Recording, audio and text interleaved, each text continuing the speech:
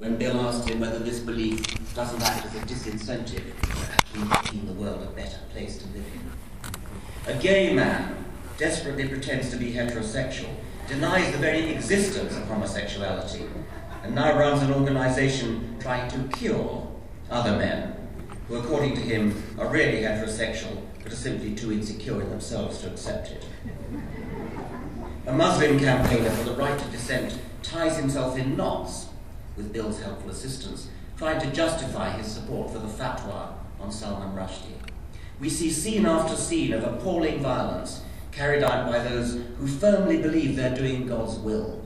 These are really righteous people. They believe they're doing exactly what their God wants them to do. They are the truly religious people.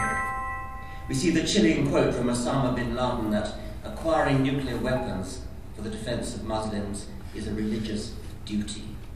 We see the stark contrast between the message of love, which the religions purport to teach, and the practice of violence and terror, which they so often lead.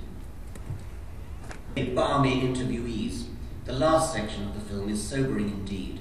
With so many religious people all convinced that only they know the truth about God and his plans for the earth, with the religious habit of dividing everything and everyone into good or evil, with the terrifyingly prevalent belief that we're living in the end times, and that a huge conflagration would be to be welcome would herald the second coming of Christ. With so many factors all tending towards war and violence and the creation of irrevocable and hatred-engendering barriers between humans, all in the name of God, it's hardly to be marveled at that religion has been the accelerant, if not actively the cause, of so many of the work, because our weapons are much more powerful than ever. I can't express it better than Bill himself does in the film, so I shall quote him here. The plain fact is that religion must die for mankind to live. The hour is getting very late.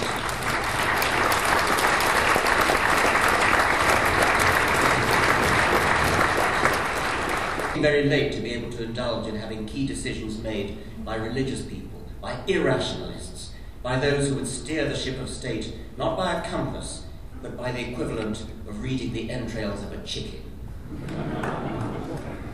Faith means making a virtue out of not thinking.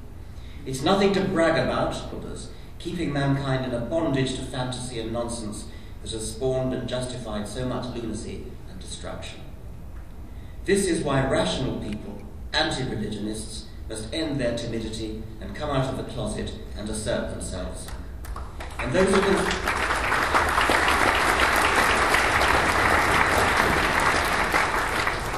only moderately religious really need to look in the mirror and realize that the solace and comfort that religion brings you actually comes at a terrible price. Bill goes on to say that if religious extremism really does result in the end of the world or a catastrophe on a global scale, quote, it will be because we learned how to precipitate marriage. That's it. Grow up or die. End of quote. It's difficult.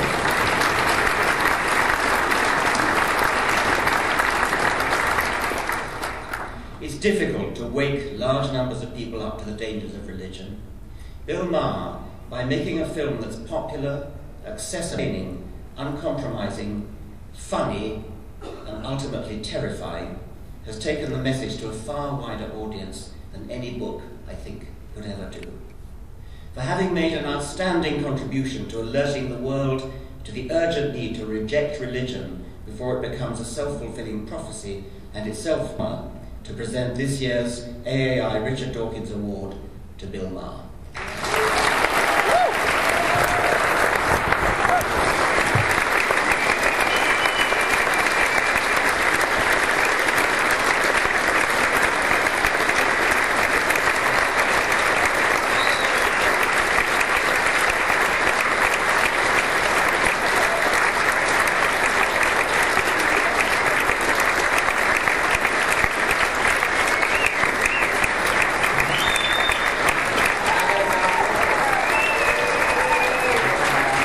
Thank you very much.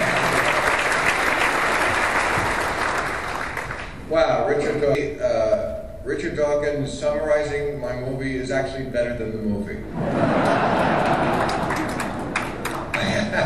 to admit that. Yeah, that was really something. I've lost 22 Emmys. I wouldn't trade that, all 22, for what you just did.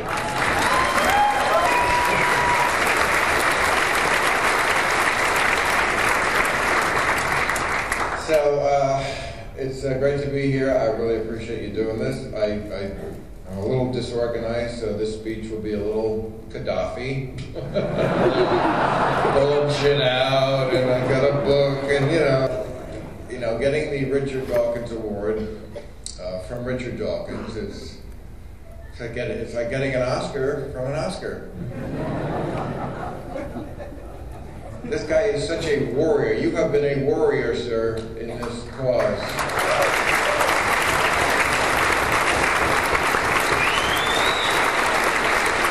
I always marvel at your eloquence. Unfortunately, eloquence, of course, is something that is completely lost on the dipshits who might be persuaded. But let me give you what I consider the good news and the bad news here.